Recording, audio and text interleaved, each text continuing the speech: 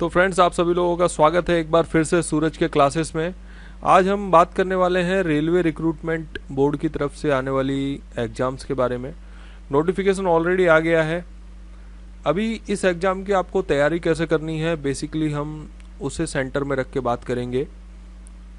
RRB NTPC के नाम से जो ग्रेजुएट लेवल की भर्ती है, अगर आप सर्च करेंगे तो आपको मिल जाएगी। तो चलिए आइए फटाफट से शुरू करते हैं। मेरे पास ये जो पीडीएफ है ये एक्चुअल में उसी एग्ज़ाम का पीडीएफ है। आप देख सकते हो यहाँ पे, इसमें टोटल 80 पेज है। तो सारी बातें अगर बताने गया 80 के 80 पेज तो बहुत लेंदी हो जाएगा आपके लिए।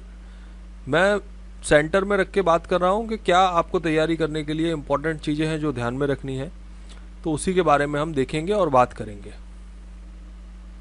तो आइए फटाफट से इसको शुरू करते हैं इस वीडियो को। टेबल आप देख रहे हो ना, थोड़ा सा जूम कर लेता हूँ। आई थिंक अभी विजिबल रहेगा आपको। तो ये जो टेबल आपके सामने है, इसके अंदर सारी डिटेल आपको दिख रही है। देखो कौन से पेज पर क्या दिया हुआ है, सब कुछ आपको यहाँ पर मिल सकता है। ठीक है, इम्पोर्टेंट इंस्ट्रक्शंस है, जनरल इंस्ट्रक्शंस, वैकेंसीज क्या है, मेडिकल स्टैंडर्ड्स क्या हैं इसके। ठीक है, सारी चीज़ें आपको यहाँ पर मिल रही है। एज लिमिट क्या रहने वाली है, ठीक है, सब कुछ। तो इसमें से क्या क्या मेन चीज़ें हैं, तो मैं यहाँ पे कवर करने वाला हूँ सिलेक्शन प्रोसेस और कुछ और इम्पोर्टेंट चीज़ें जो इसमें से आपको देखनी चाहिए।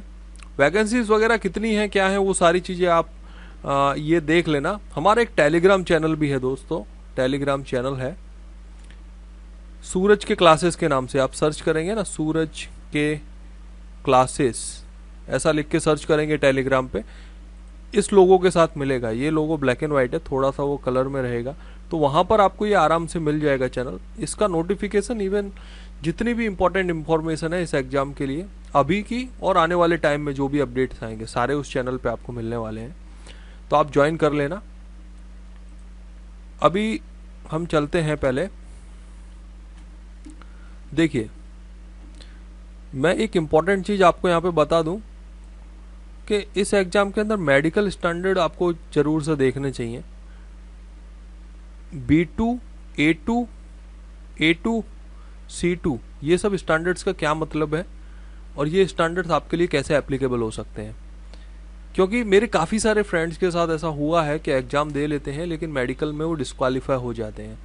रीज़न ये होता है कि उन्हें जब एग्ज़ाम का नोटिफिकेशन आया तो उन्हें किसी ने बताया नहीं या उन्होंने ठीक से देखा नहीं। और ऑब्वियस बात है, 80 पेज का जब नोटिफिकेशन रहता है तो हम इतना ध्यान देंगे, ऐसी पॉसिबिलिटी कम रहती है। बट अगर आप तैयारी कर रहे हैं, आपने सोचा है, you are taking it serious, तो आपको ये चीज़ें देखनी चाहिए। अभी देखिए, अब बात करते हैं इसमें इनका क्या मतलब है। देखो मैं आपको थोड़ा हमारे सामने ये जितना भी स्टैंडर्ड अभी मैंने थोड़ी देर पहले आपको बताया, वो अभी सामने टेबल में है। देखो, जो भी वैकेंसी के लिए आप अप्लाई कर रहे हैं, अगर आप A2 कैटेगरी क्वालिफाई करना चाहते हैं तो आपका जो डिस्टेंस विजन है 6/6/9 होना चाहिए। मतलब कि आपके आंखों के नंबर नहीं होने चाहिए। 6/9, 6/9 तभी आप कर पाएंगे। ठीक है, तो ये विदाउट ग्लासेस है। ठीक है, नियर विजन जो 0.6 दिया है ये भी विदाउट ग्लासेस है। And must have pass the test of colour vision. आप थोड़ा सा इसको डिटेल में भी देख लेना। जहाँ तक मुझे पता है नंबर नहीं होने चाहिए, या मे बी होंगे तो भी बहुत कम होने चाहिए। ठीक है, वो भी विदाउट ग्लासेस लिखा है इन्होंने। तो अगर आपके नंबर हैं तो ऑब्वियस है आप ग्लास पहनेंगे तभी आप जो है टेस्ट दे पाएंगे। तो अगर ग्लास पहन के देंगे तो आप वैसे ही एलिजिबल नहीं हो रहे हैं। तो इसका यही मतलब होता है कि आपके ग्लासेस नहीं होने चाहिए, नंबर नहीं होने चाहिए, या फिर नंबर है तो ग्लास नहीं पहन रहे हो, ऐसा है तो कुछ देखना पड़ेगा आपको। A3 का आप देखेंगे यहाँ पे physical fit in all aspect, यहाँ भी 6/9 मांगा है, पर यहाँ पर विथ और विदाउट ग्लासेस है।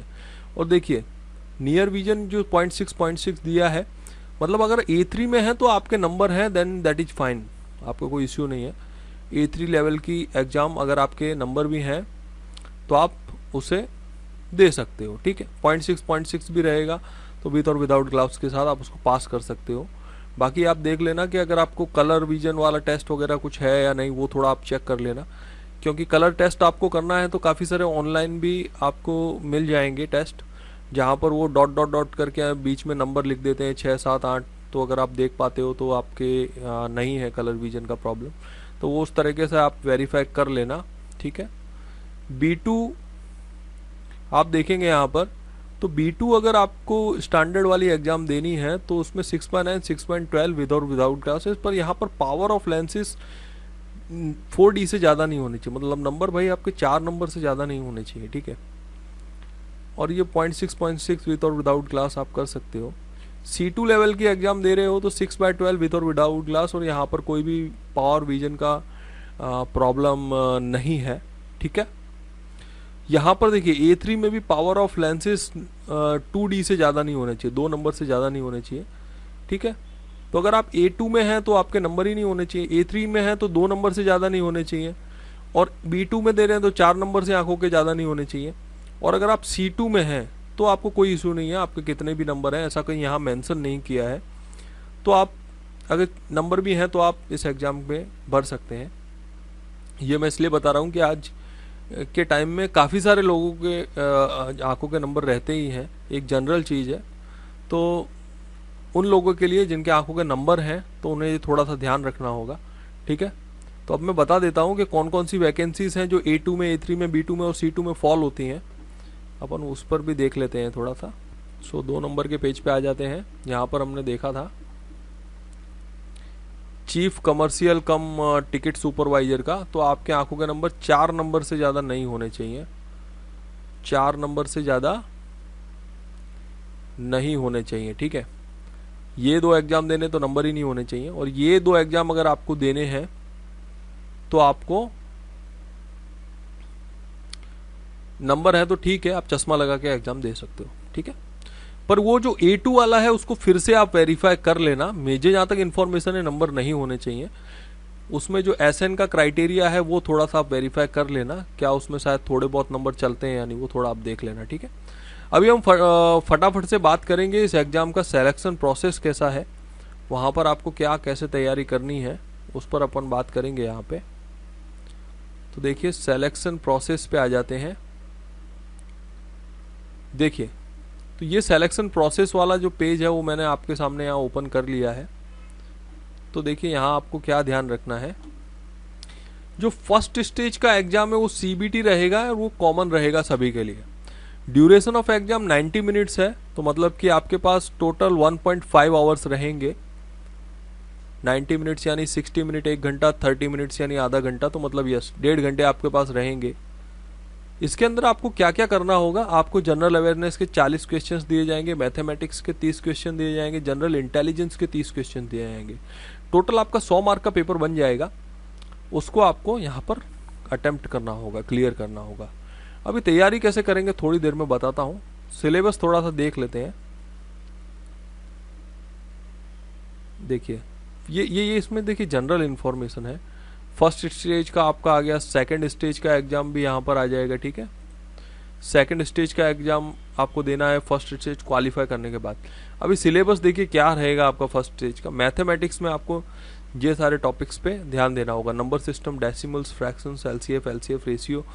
तो ये अभी देखिए मैं आपको एक चीज़ और बताता हूँ, ये टॉपिक का मतलब ये नहीं है कि यही आप तैयार करोगे, इसके अलावा भी जनरली आप कोई भी बुक रेफर कर रहे हैं, इसके साथ जितने भी टॉपिक लिंक हो रहे हैं वो सारे आपको कर लेने हैं।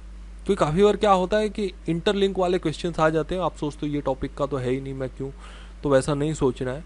इंटरलिंक वाले क्वेश्चंस भी सारे आपको कर लेने हैं। जनरल इंटेलिजेंस एंड रीजनिंग में देखिए एनालॉजी कंप्लीट, यहाँ पर थोड़ा सा आपको रिलैक्स रहेगा, क्योंकि यहाँ पर जो क्वेश्चंस आएंगे वो शायद मैथमेटिक्स से कम ही टाइम लेंगे आपको सॉल्व करने के लिए, बट इस तरह के टॉपिक्स यहाँ पर मिलेंगे। थोड़े ही टाइम में हम कोशिश करेंगे कि इसके पेपर्स भी सॉल्व करके आपके सामने ला पाएँ वीडियो में, तो आपको और ज़्यादा ये क्लैरिटी आ जाएगा कि किस तरह से आपको तैयारी करना है, किस टाइप के क्वेश्चंस एग्जाम्स में पूछे जाते हैं, किस टाइप के क्वेश्चंस पूछे जा सकते हैं। अभी अपन नेक्स्ट टॉपिक देखते हैं, जनरल अवेयरनेस। ये बहुत ही ज़्यादा टाइम लेने वाला टॉपिक आप इसको बोल सकते हो, क्योंकि इसके लिए कभी भी तैयारी 1, 2, 4 महीने में नहीं होती। इसके लिए तैयारी आपको स्टार्टिंग से ही रखनी होती है, क्योंकि ये एक ऐसा टॉपिक है जो बहुत सारी एग्जाम्स में पूछा जाता है।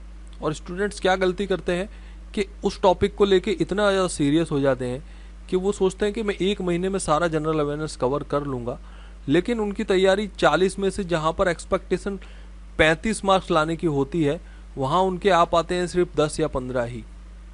उसका रीजन ये होता है कि टॉपिक ही ऐसा है दोस्त कि जिसको आप 1 महीने या 2 महीने में तैयार नहीं कर सकते। इसके लिए एग्ज़ाम हो या ना हो, आपको एवरीडे तैयारी करनी है, एवरीडे आपको प्रिपेयर रहना है।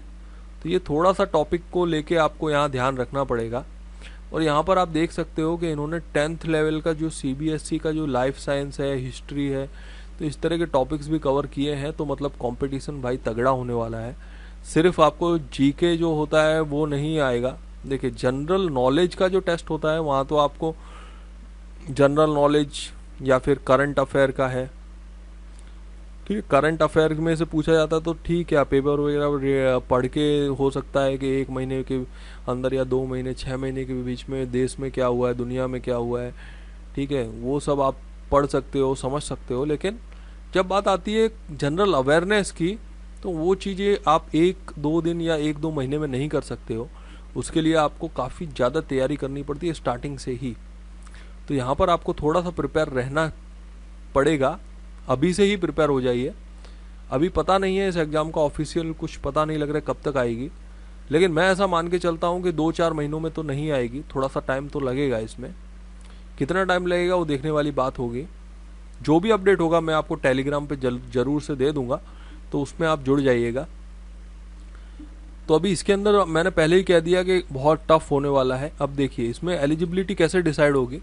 100 मार्क्स का पेपर है, उसमें से आपको यहाँ पर अनरिजर्व कैटेगरी में फॉल करते हैं तो 40%, EWS में करते हैं तो 40%, OBC में करते हैं तो 30%, SC में 30%, ST में 25%। इतने मार्क आपको स्कोर करने ही पड़ेंगे, otherwise you will not be eligible for the second stage of test. अभी यहाँ पर मैं एक चीज़ और आपको बता देता हूँ कि ऐसा नहीं सोच के चलना कि आपके 100 में से आप 40 ले आओगे तो आप क्वालिफाई हो जाओगे, क्योंकि यहाँ पर फिर मार्क्स का नॉर्मलाइजेशन भी होता है, जहाँ पर हो सकता है कि 40 नंबर लाने से भी बात ना बने। हो सकता है कि नॉर्मलाइजेशन में वहाँ पर 52 या 50 या 45 नंबर आपके कट ऑफ पे चले जाएं, तो आपके 40 लाने के बाद भी आप एलिजिबल नहीं हो पाओगे।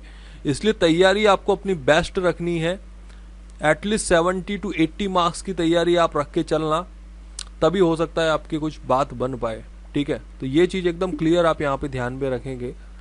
सेकंड स्टेज में आपके लिए यहाँ पर क्या होने वाला है वो भी यहाँ पे बता देता हूँ। यहाँ पर जब सेकंड स्टेज की ये लोग एग्जाम लेंगे तो एक वैकेंसी के सामने 15 लोगों को बुलाएंगे, तो ये एक बड़ा नंबर है, ठीक है। तो मैं जो कह रहा हूँ आपसे वो होने के चांस कम है, बट फिर भी तैयारी आपको पूरी रखनी है। यहाँ भी 90 मिनट का टेस्ट लिया जाएगा, लेकिन यहाँ पर क्वेश्चंस के नंबर 120 हो जाते हैं, ठीक है। अब इसको कैसे टैकल करना है थोड़ी देर में अपन स्ट्रेटजी पर भी आएंगे। अभी देखते हैं यहाँ पर क्या है। 1/3 का नेगेटिव मार्किंग है दोस्त, ये चीज़ खास याद रखना जो लोग तुक्के लगाने में ज़्यादा बिलीव करते हैं। यहाँ भी कोर्स की जो बात करते हैं तो वो सेम ही कोर्स मुझे लग रहा है, आपने एंड से भी एक बार चेक कर लेना, पूरा सिलेबस सेम ही है। मतलब आप अगर फर्स्ट स्टेज की तैयारी करेंगे तो कहीं ना कहीं आप सेकंड के लिए भी तैयारी करते ही होंगे। यहाँ भी 10th लेवल का CBSE वगैरह सब कुछ है, same strategy, same cut off है। यहाँ भी 40% मिनिमम परसेंट एलिजिबिलिटी है यहाँ पे। अभी सेकंड स्टेज को जब क्वालिफाई कर लेंगे तो उसके बाद में आपको एक तीसरा स्टेज भी आएगा, लेकिन वो उन लोगों के लिए ही होगा जिन्होंने पर्टिकुलरली 2 पोस्ट के लिए अप्लाई किया है। जैसे कि यहाँ पर स्टेशन मास्टर के लिए अप्लाई करने वाले लोग को एप्टीट्यूड टेस्ट देना पड़ेगा, एक अलग से एग्जाम लिया जाएगा, और टाइपिंग स्किल टेस्ट देना पड़ेगा जिन्होंने junior account assistant cum typist, senior clerk typist, junior accounts assistant में टाइपिंग में अप्लाई किया हुआ है, ठीक है। अभी मुझे कैसा पता लगा कि यहाँ पर टाइपिंग टेस्ट और एप्टीट्यूड देना है, यहाँ पर क्लियर दिया हुआ है, देखो आप। तो यहाँ पर जो पोस्ट दी गई है आपको, इसमें अगर ट्रेन मैनेजर में अप्लाई कर रहे हैं तो 2 टेस्ट से आपका काम चल जाएगा। सीनियर क्लार्क कम टाइपिस्ट में कर रहे हैं तो तीसरा टाइपिंग टेस्ट देना पड़ेगा। जूनियर में कर रहे हैं तो भी टाइपिंग टेस्ट आपको देना पड़ेगा। चीफ कमर्शियल कम टिकट सुपरवाइजर में कर रहे हैं तो 2 टेस्ट से काम चल जाएगा। स्टेशन मास्टर में आपको एक और एप्टीट्यूड का टेस्ट देना पड़ेगा, ठीक है। ये आपको क्लियर है अभी एग्जाम का पैटर्न और कैसे सिलेक्शन हो रहा है, क्लियर है। आई होप आपको क्लियर है। अभी अपन स्ट्रेटजी पे आ जाते हैं कि भाई स्ट्रेटजी क्या बनानी होगी आपको। यहाँ पे मैं यहाँ पे 3 मंथ मान के चलूंगा, 3 मंथ में आप क्या बेस्ट पॉसिबल स्ट्रेटजी बना सकते हो। अगर 3 मंथ में एग्जाम नहीं आती है तो उस स्ट्रेटजी को आप रिपीट करेंगे, अपने हिसाब से उसे थोड़ा कस्टमाइज करेंगे। तो देखो दोस्तों, अभी क्या हुआ है, फर्स्ट स्टेज ऑफ एग्जाम है जो, उसमें क्या है अपन वो देख लेते हैं। थोड़ा सा टेढ़ा लिख रहा हूँ, समझने में दिक्कत हो रही हो तो थोड़ा सा मोबाइल को टिल्ट कर लेना। एक्चुअली मैं जिस पैड पे लिख रहा हूँ तो मेरा हाथ उस तरह से ही है, मैं इम्प्रूव करूँगा डेफिनेटली फ्रॉम नेक्स्ट वीडियो। तो यहाँ पर देखिए फर्स्ट स्टेज जो एग्ज़ाम है उसके अंदर आपको जो टोटल मार्क्स हैं वो 100 है। जो पूछा जा रहा है वो general intelligence, general awareness, mathematics और आपका एप्टीट्यूड, ठीक है। अवेयरनेस के 40 क्वेश्चंस है, मैथमेटिक्स के 30 है, एप्टीट्यूड के 30 है। 100 टोटल मार्क्स है, 90 मिनट्स का आपके पास टाइम है। तो आप देख सकते हो 100 मार्क्स है, 90 मिनट्स का टाइम है, 100 क्वेश्चंस है। तो एक क्वेश्चंस के लिए 1 मिनट से भी कम टाइम हुआ, ठीक है, फॉर 1 क्वेश्चन 1 मिनट से भी कम टाइम हुआ। अभी आप क्या करोगे, तो देखो सबसे पहले आपको एक ट्रिक बता दूं, सबसे पहला जो पेपर आप अटेम्प्ट करो ना वो जनरल अवेयरनेस ही कर लेना। सबसे पहले जनरल अवेयरनेस को ही पकड़ना। उसका रीजन बताता हूँ, क्योंकि जनरल अवेयरनेस के क्वेश्चंस पेपर में आपको कहीं भी कोई ऐसा क्वेश्चन नहीं मिलेगा जिसमें आप बहुत ज़्यादा सोचोगे, एनालिसिस करोगे या फिर कुछ कैलकुलेट करोगे या कोई डाटा निकालोगे, कोई फॉर्मूला लगाओगे, नहीं होगा। आपको जो पता है, अगर पता है तो ठीक है, नहीं पता है तो स्किप कर देना। तो ये 40 क्वेश्चंस आप पहले अटेम्प्ट कर लोगे, जो भी आपकी तैयारी है 10, 20, 15 जो भी मार्क आपके आ रहे हों आप पहले अटेम्प्ट कर लेना। अच्छा एक चीज़ ध्यान रखोगे, जो नहीं आता है वो सीधा स्किप कर देना, जो नहीं आता है वो सीधा स्किप कर देना, मार्क फॉर रिव्यू करके स्किप कर देना, उसको छोड़ना नहीं है लेकिन स्किप कर देना है फॉर दैट टाइम ओनली, ठीक है। सेम स्ट्रेटजी आप मैथमेटिक्स और एप्टीट्यूड में भी लगाओगे। अब इन दोनों में से कौन सा पहले आपको लेना है वो आप पे डिपेंड करता है, जिसमें भी आपका ग्रिप अच्छा हो उसको आप पहले ले लेना। मैं यहाँ पे एप्टीट्यूड बाय डिफ़ॉल्ट पकड़ के चलता हूँ, मैं पहले जैसा एप्टीट्यूड लेता हूँ। तो ये एप्टीट्यूड में भी आपको 30 में से जो सबसे ज़्यादा आता है वो पहले अटेम्प्ट कर लेना है, और जो नहीं आता वो स्किप कर देना है। जिसमें सबसे ज़्यादा कॉन्फिडेंट आता है वो पकड़ लेना है और फिर स्किप कर देना है। तो मैं मान रहा हूँ 40 में से आपने 20 नंबर अभी सिक्योर कर लिए हैं, इन 30 में से आपने एटलीस्ट 15 नंबर सिक्योर कर लिए हैं। फिर मैथमेटिक्स में भी सेम स्ट्रेटजी के साथ आपको जाना है, जो आता है वो कर देना, नहीं आता वो छोड़ देना है। तो आपके यहाँ पर एटलीस्ट 50 नंबर तो आपने सिक्योर दोस्त कर लिए हैं, 50 नंबर सिक्योर कर लिए हैं। अब आप क्या करोगे, वो बताता हूँ। अब आपको ये जो क्वेश्चंस मार्क फॉर रिव्यू आपने मैथमेटिक्स और एप्टीट्यूड में किए हैं ना, उन पर फोकस करना है।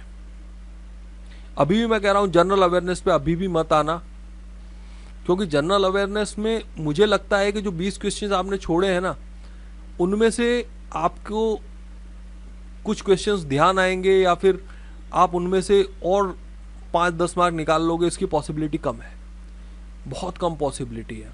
लेकिन मैथमेटिक्स और एप्टीट्यूड में से जो आपने डायरेक्टली स्किप किए हैं वो क्वेश्चंस 2 ही तरह के होंगे, या तो आपको पूरी तरह से आते नहीं होंगे, या उसका फॉर्मूला उस टाइम पे ध्यान नहीं होगा, या फिर आपको क्वेश्चंस आते हैं या फिर बहुत लेंदी है और आपने स्किप किए हैं, और बहुत लेंदी है वो स्किप करना ही है, टाइम वेस्ट नहीं करना है। क्योंकि कभी आपको शॉर्टकट नहीं पता है किसी क्वेश्चन का, तो आपको उसको अननेसेसरली उसमें टाइम वेस्ट नहीं करना है, आपको सीधा स्किप करके आगे बढ़ जाना है।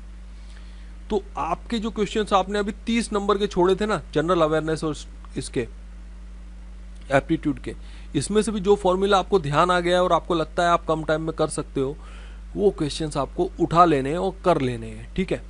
तो वो क्वेश्चंस जब आप उठाओगे और करोगे ना, तो मुझे ऐसा लगता है कि उन क्वेश्चंस में आप आराम से 30 में से कुछ नहीं तो 15 मार्क्स और निकाल लोगे, 15 इवन ज़्यादा ही निकालोगे, 15 से 20 भी निकाल सकते हो। मुझे लगता है 15 मार्क्स आप निकाल लोगे उसमें से। अभी भी यहाँ पर आपके जो क्वेश्चंस बहुत लेंदी है वो अभी भी छोड़ देने हैं आपको, अभी भी उनमें नहीं फंसना है। तो 15 मार्क आप उन्हें और यहाँ पे निकाल लिए। अभी आपके कितने बचते हैं, अभी अब आपको आना है जनरल अवेयरनेस के 20 मार्क के क्वेश्चन पे। अभी इस 20 मार्क के क्वेश्चंस में आपको फिर से एक बार रिफ्रेश करना है, ध्यान ये रखना है जो नहीं आता है उसको अटेम्प्ट करना नहीं है। यहाँ पे 1/3 का नेगेटिव मार्किंग है, जो कि एक बहुत बड़ा नंबर है। आई थिंक 0.33 आपका डायरेक्टली कट जाएगा अगर गलत हुआ तो तुक्का मारने में। तुक्का मारने की फैसिलिटी बता दूं, अगर 4 ऑप्शन यहाँ पर दिए गए तो मतलब कि एक क्वेश्चन का पॉसिबिलिटी सही होने का 0.25 है, 25% पॉसिबिलिटी है, तो 25% का रिस्क लेके आप 33%, मतलब कि 0.33 मार्क आप लॉस मत करो, ये रिस्क आपका ज़्यादा हो जाएगा, ठीक है। लेने के देने ज़्यादा पड़ जाते हैं, ठीक है। अगर यहाँ पर 25% ही अगर होता ना, 1/4 नेगेटिव मार्क होता, तो मैं आपको कहता अटेम्प्ट भी करो तुक्के, लेकिन यहाँ तुक्के अटेम्प्ट मत करना। तुक्के अटेम्प्ट कहाँ करने वो भी मैं थोड़ी देर में बताऊँगा आपको, ठीक है। 20 मार्क्स वाला जो आपका अभी बचा हुआ था, आपको अभी वो 20 मार्क्स वाले पे फोकस करना है। और मुझे लगता है कि 20 मार्क्स वाले में कुछ नहीं तो 5 से 10 मार्क का तो आप कुछ ना कुछ ध्यान कर ही लोगे, मिनिमम 5 मार्क का तो ध्यान आ जाएगा, ठीक है। तो यहाँ पे मैं मानता हूँ चलो 5 मार्क का और ध्यान आपको आ गया। अब आपके क्या बच रहा है, अब आपका क्या बच रहा है बता रहा हूँ। अब आपका सिर्फ वो 15 मार्क वाला क्वेश्चन बच रहा है जिसमें मुझे लग रहा है 5 मार्क्स और सिक्योर कर लोगे, थोड़े से लेंदी है उनको अटेम्प्ट करके। तो आपके टोटल मार्क्स यहाँ पे कितने हो जाते हैं, 50 + 15 65, 5 70 और 5 75, और ये मोर देन सफिशियंट आंकड़ा है आपको फर्स्ट स्टेज का क्वालिफिकेशन लाने के लिए, ठीक है। यहाँ पर कोई भी तुक्का नहीं लगाना है, सबसे पहली चीज इस एग्जाम में कोई तुक्का नहीं लगाना। फर्स्ट स्टेज में मत तुक्का लगाओ, सेकंड में लगाना, कैसे लगाओगे वो मैं बताऊंगा आपको। तुक्का लगाने के लिए भी थोड़ा सा मतलब कि कैलकुलेटेड रिस्क पे जा सकते हो आप। यहाँ पर देखो अभी टाइम का आप कैसे मैनेज करोगे। मैंने सबसे पहले आपको इसलिए बोला कि आपको सबसे पहले ही 40 नंबर वाले पेपर पे फोकस कर लेना है, ठीक है। 40 नंबर वाले पेपर पे फोकस करोगे, 40 वाले में से आप 20 नंबर जब ला रहे थे, तो आपको मैं बता देता हूँ क्या स्ट्रेटजी बनी है। तो ये थोड़ा सा मैं वाइप ऑफ कर देता हूँ, स्क्रीनशॉट लेना हो तो ले लेना इसका। अब देखो सबसे पहला पेपर जो आपने अटेम्प्ट किया वो 40 का किया, उसमें से आपने 20 मार्क्स लाए, और इसमें जो टाइम आपका जाएगा मुझे लगता है इसमें आपका ज़्यादा से ज़्यादा ना 15-20 मिनट जाना चाहिए, बस उससे ज़्यादा नहीं जाना चाहिए, 15 मिनट ही जाना चाहिए, 10 से 15 मिनट। उससे ज़्यादा अगर आप ले रहे हो तो कुछ प्रॉब्लम है, क्योंकि यहाँ कुछ भी सॉल्व नहीं करना है। 10 से 15 मिनट से ज़्यादा आपको नहीं देना है इसको, ठीक है। उसके बाद जब आप जाते हो 60 मार्क्स, दोनों का टोटल बता रहा हूँ मैथमेटिक्स एप्टीट्यूड का, इसमें से जब आप 30 मार्क्स सिक्योर करने जा रहे थे, तब मुझे लग रहा है इसमें टाइम आपका जाएगा, और इसमें मुझे लगता है आपका 60 मिनट जाएगा, इसमें आपका 60 मिनट जाएगा दोस्त। तो यहाँ पर आपका 1 घंटा सबसे ज़्यादा यहीं पे जाएगा, और इसमें से आप निकाल पाओगे 30 नंबर, ठीक है। फिर तीसरे नंबर का जो था, मैं आप पे थोड़ा मार्किंग कर देता हूँ। ये पहला आपने जो किया काम, दूसरा काम किया, तीसरा काम आप फिर से चले गए 20 नंबर के लिए, तो यहाँ पर आपका 5 मिनट जाएगा, ठीक है। यहाँ पे 30 मिनट गया, और यहाँ पे आपका 5 मिनट जाएगा। तो मतलब टोटल क्या होगा थोड़ी देर में हम देख लेंगे। उसके बाद आप फिर से चले गए 30 नंबर वाले को अटेम्प्ट करने, क्योंकि आपने इसमें जो 60 था उसमें से 30 ही किए थे, 30 जो बचा था उसमें से 15 लेने के लिए आप चले गए। यहाँ पे टाइम थोड़ा सा और आपका जाएगा, ठीक है। यहाँ टाइम और थोड़ा सा आपका जाएगा, मुझे लग रहा है 20 मिनट और यहाँ पे आप निकाल दोगे, ठीक है, क्योंकि यहाँ 15 नंबर आप लाने के लिए 20 मिनट और निकालोगे 15 मार्क्स के लिए, ठीक है। तो ये चौथा काम आपने किया। अब पांचवा काम आपका क्या बच रहा है, अच्छा 1 मिनट, सॉरी, ये जो काम है ये आपका चौथा है, ये काम चौथा है, और ये काम पांचवा है, सॉरी ये काम तीसरा है। मतलब आपने जब पहले आपने 40 में से 20 नंबर लाने के लिए जनरल अवेयरनेस के लिए गए, दूसरे में फिर आप मैथमेटिक्स और जनरल एप्टीट्यूड के लिए गए, जिसमें टोटल 60 क्वेश्चंस थे, उनमें से आपने 30 क्वेश्चन सॉल्व कर लिए, उसके लिए आपने 60 मिनट ले लिए। मैं फिर से करता हूँ, मैं पूरा ये एकदम कंफ्यूजिंग हो गया है, मैं फिर से करता हूँ, रुकिए। जो पहला काम आपने किया वो किया 40 मिनट का, और सॉरी गड़बड़ हो रही है यार, 1 मिनट रुको, 1 मिनट कर देते हैं। देखो पहला काम जो आपने ने किया वो 40 नंबर का जो अटेम्प्ट था उसमें से 20 क्वेश्चन हमने सॉल्व किए, और उसके लिए मुझे लगता है आपने 15 मिनट ले लिए, चलो ठीक है 15 मिनट लेके चलो। दूसरा काम आपने किया मैथमेटिक्स और एप्टीट्यूड, जिसमें 60 क्वेश्चंस थे, और आपने 60 मिनट यहाँ पे ले लिए, और आपने यहाँ पे कितने क्वेश्चन निकाल लिए, 30 क्वेश्चंस निकाल लिए, ठीक है। तीसरा काम आप फिर से गए मैथमेटिक्स एप्टीट्यूड के जो 30 क्वेश्चंस बचे हुए थे उसके लिए आपने फिर 20 मिनट यहाँ पे निकाले, और यहाँ पे आपने 15 मार्क्स के क्वेश्चंस किए। और चौथे नंबर पे आप गए जो 20 क्वेश्चंस बचे थे जनरल अवेयरनेस के, उसमें से आपने 5 क्वेश्चंस निकाले और उसके लिए आपने 5 मिनट ले लिए और ठीक है। अभी जो चौथा काम, पांचवा काम आप करोगे, जो 15 क्वेश्चंस अब एप्टीट्यूड और जनरल अवेयरनेस के सॉरी एप्टीट्यूड एंड मैथमेटिक्स के बचे थे, उसके लिए वापस से आप जाओगे जो लेंदी थे उसके लिए, और वहाँ पे 5 क्वेश्चंस और सॉल्व कर लोगे यहाँ पे, और उसके लिए मानता हूँ मैं 10 मिनट और ले लो। अब मतलब कि टोटल टाइम कितना हो जाता है, 15 मिनट प्लस 60 मिनट, मतलब 70-75 मिनट, और 85-95। ओके,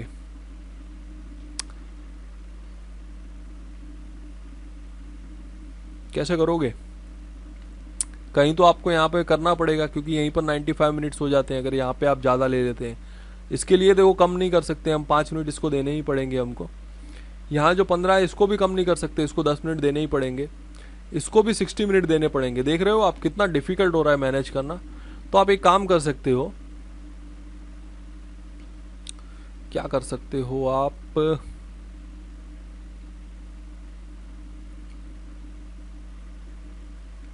इसको 10-15 मिनट दे सकते हो, ठीक है। इसको 60 ही मिनट लगेगा, ये आप कम नहीं कर पाओगे, आई एम डैम श्योर, ये कम नहीं कर पाओगे। ये जो है इसको कम कर सकते हो, इसको 10 मिनट कर सकते हो। अभी अपना इक्वेशन क्या आ रहा है देखते हैं। 10 मिनट में ये किया, 60-70 मिनट हो गए, 80-85 मिनट हो गए।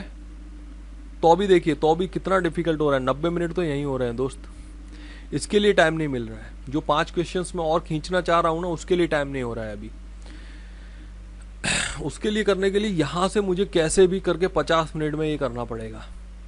मैं जानता हूँ बहुत मुश्किल होगा आपको, पर यहाँ पे आपको मैनेज करना ही पड़ेगा।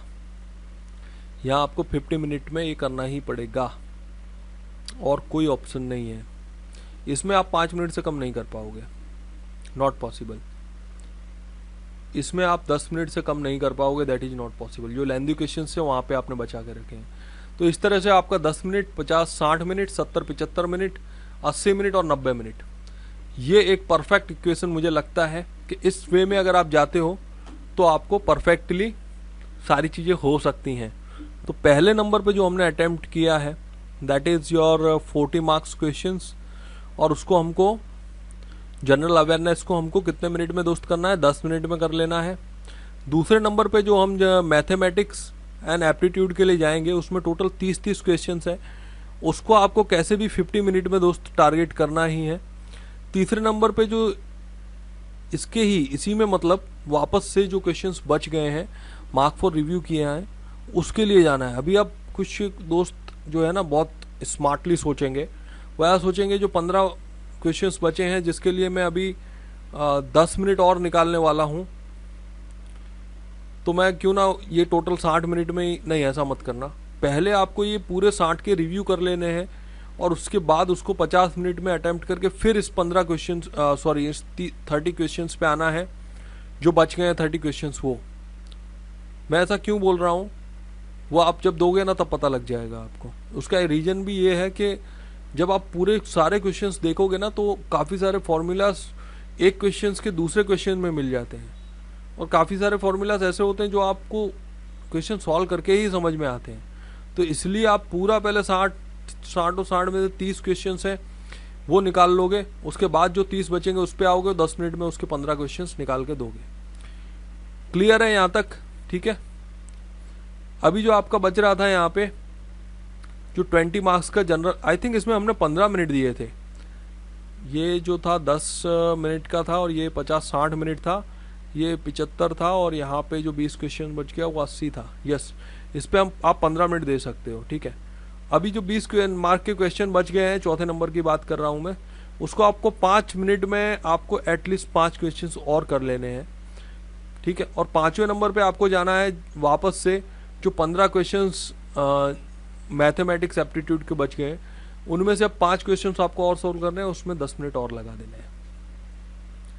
अब आप टोटल अपने जब मार्क्स देखोगे ना तो यहाँ पर 20 नंबर का आप यहाँ पे करके आए हो, यहाँ पे 30 नंबर का करके आए हो, 50, यहाँ पे 15 नंबर का करके आए हो, 60, 75, 75, और यहाँ पे जब आप आओगे तो आपको पता लगेगा 30 में से आपने यहाँ पे 15 नंबर का और कर लिया है।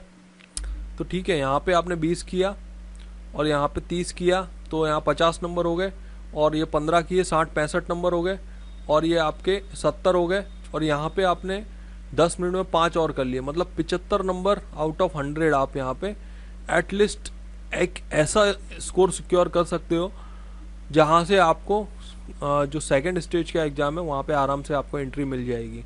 मैं मानता हूँ 75 में से अगर आपके 10 नंबर भी गलत हो जाते हैं तो ठीक है, उसके 3 नंबर नेगेटिव होंगे और यहाँ से 65 में से जाएंगे, तो भी आप जो क्वालिफिकेशन का आंकड़ा था उससे 20 नंबर ज़्यादा ही रहोगे।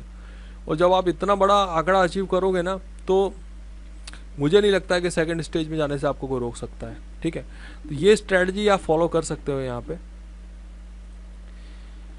अभी मैं आ जाता हूँ कि जो सेकंड स्टेज एग्जाम आएगा उसमें क्या स्ट्रेटजी आप फॉलो करोगे।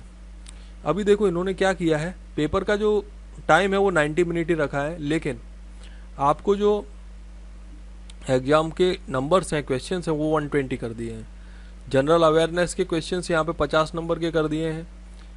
एप्टीट्यूड के क्वेश्चंस यहाँ पे 45 कर दिए हैं, और आपके मैथमेटिक्स के हैं वो 35 के कर दिए हैं, मैथमेटिक्स के भी 35 के कर दिए हैं, मतलब 70 + 50 120 नंबर्स का क्वेश्चन पेपर हो गया है। टाइम उतना ही 90 मिनट है, तो यहाँ भी 1 मिनट से तो कम ही टाइम आपको मिल रहा है पर क्वेश्चन। सेम स्ट्रेटजी फॉलो करना है यहाँ भी आप सेम स्ट्रेटजी फॉलो करना, कोई भी डिफरेंस आप यहाँ पे नहीं करोगे।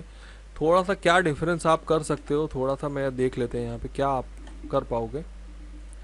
देखो सेम स्ट्रेटजी जब आप फॉलो करोगे तो पहला पेपर आपको मिलेगा, उसके अंदर जनरल अवेयरनेस के आपको 50 क्वेश्चन है। सेम स्ट्रेटजी फॉलो करना, 15 मिनट में आप कर लेना है इसको। दूसरा जो 30-30 नंबर का क्वेश्चन है, ठीक है, यहाँ पे आप 35-35 का जो है 70 मार्क्स का, इसके लिए आप यहाँ पर लोगे 55 मिनट्स ओनली। ठीक है, फिर जो आपके इसमें बच जाते हैं, इसमें से 50 में मानता हूँ 25 भी आप कर लेते हो। जो 25 क्वेश्चन बच जाते हैं ये बाद में आपको करने हैं। तो अभी आपने टाइम कितना कर दिया, 70 मिनट का टाइम अब तक आपका हो गया है, 15 मिनट इसमें और 55 मिनट इसमें। ठीक है, अभी आपके पास सिर्फ 20 मिनट है, जिसके लिए 5 मिनट आपको इसको देने ही है।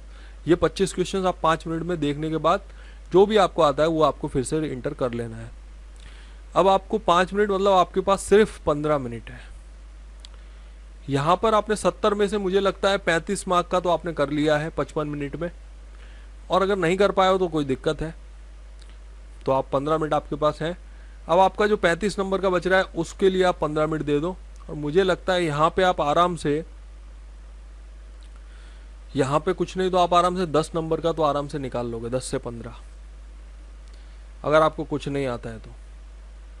ये उन लोगों के लिए जिनकी तैयारी एवरेज है। ठीक है, अभी जिसकी तैयारी बहुत ज़्यादा अच्छी है वो यहाँ पर 70 में से हो सकता है 55 मिनट में 55 नंबर निकाल ले। ठीक है, वो 35 नहीं निकालेगा, वो 55 निकालेगा। तो ये एवरेज तैयारी वालों के लिए एक स्ट्रेटजी है कि आप एवरेज से होने के बाद भी आप एक कैसे बेटर कर सकते हो। ठीक है, ये स्ट्रेटजी उन लोगों के लिए है। तो यहाँ भी अगर आप इस स्ट्रेटजी से जाओगे ना, तो मैं आपको बता देता हूँ कितना स्कोर आप करके लाओगे। यहाँ आपने 25 मार्क ले लिए, यहाँ 35 ले लिए, यहाँ पे 5 ले लिए, और यहाँ पे फिर से आपने 35 में से 10 मार्क ले लिए। ठीक है, तो आपने 25 लिए, 35 लिए, फिर यहाँ पे आपने 5 ले लिए, और फिर 10 ले लिए, 10 से 15 ले लिए, समझ 10 ले लिए, चलिए छोड़िए 10 ले लिए, 10 5 15, और ये 50 60 70, यहाँ भी आप 75 का स्कोर तो कर ही लेंगे, एक एवरेज स्टूडेंट की बता रहा हूँ। मुझे लग रहा है कट ऑफ इसका जो है 120 में से आई थिंक 90 या 80 भी जा सकता है, क्योंकि इस तरह के एग्ज़ाम्स में क्या होता है, सेंट्रल लेवल पे जब होती है एग्ज़ाम तो काफ़ी सारे लोग अटैम्प्ट करते हैं, काफ़ी सारे लोग एक अच्छी तैयारी के साथ आते हैं, तो ये मार्क्स सफिशिएंट नहीं है। मैं आपको पहले ही बता देता हूँ, तैयारी आपको करनी होगी। इससे बेटर कैसे करना है, तो आपको बूस्ट कहाँ करना होगा वो भी बता देता हूँ, किस एरिया में आप बूस्ट कर पाओगे। तो जब मैं आपको बता रहा हूँ कि ये 70 मार्क्स का जो है आपका पोर्शन जनरल एप्टीट्यूड का, और जनरल एप्टीट्यूड एंड आपका मैथमेटिक्स, तो यहाँ पर आपका जो 70 मार्क्स है ना, ये आपको यहीं बूस्ट करना है। इसके लिए टोटल आपने कितने मिनट दिए आपको बताऊँ, 55 मिनट प्लस 15 मिनट, 70 मिनट्स दिए हैं आपने। तो इसी में आपको एटलीस्ट 70 स्कोर कर लेना है, और प्लस आपको 25 से 30 मार्क का समझ के चलना है तो आपको 100 से 105 मार्क्स हो पाएंगे। ये अगर आपने अच्छे से तैयारी की है ना दोस्त, तब कर सकते हो। और ये तब कर सकते हो जब आप जनरल अवेयरनेस में भी इतने ज़्यादा एक्सीलेंट नहीं हो। ये एक बेस्ट तरीका है। सबसे ज़्यादा आपको फोर्स करना है तो जनरल एप्टीट्यूड और मैथमेटिक्स पे, क्योंकि वहाँ पे जो क्वेश्चंस आएंगे उनके तरीके बदल सकते हैं लेकिन उनके अंदर का फॉर्मूला कभी नहीं बदलेगा। ठीक है, ज़्यादा रटने का भी कुछ नहीं होगा, एक ही ट्रिक पे हो सकता है 10 क्वेश्चन सॉल्व हो जाए। तो वो उस ट्रिक को पकड़ना है, उस फॉर्मूले को पकड़ना है, उस स्ट्रेटजी को पकड़ना है, उन शॉर्टकट्स को आपको याद रखना है जहाँ जो आपको हेल्प करेंगे जनरल अवेयरनेस सॉरी एप्टीट्यूड में और मैथमेटिक्स में। आई होप अभी आपको समझ में आ गया होगा इस एग्जाम के लिए आप किस तरह से तैयारी करेंगे, क्या स्ट्रेटजी बना सकते हैं। अच्छा लगा हो तो लाइक कर देना और सब्सक्राइब कर लेना। टेलीग्राम से ज़रूर जुड़ जाना, टेलीग्राम पे मैं अपडेट्स आपको देता रहूँगा इस एग्ज़ाम की। मेरा प्लानिंग है अभी इसके जितने भी पेपर्स हैं ओल्ड पेपर्स वो निकाल के भी अपन एक बार पूरा रिफ्रेश कर लेते हैं किस तरह के क्वेश्चन यहाँ पूछे जा रहे हैं, क्या चीज़ें होने वाली है। Thank you so much video देखने के लिए, मिलता हूँ नेक्स्ट वीडियो में, तब तक के लिए जय हिंद, वंदे मातरम।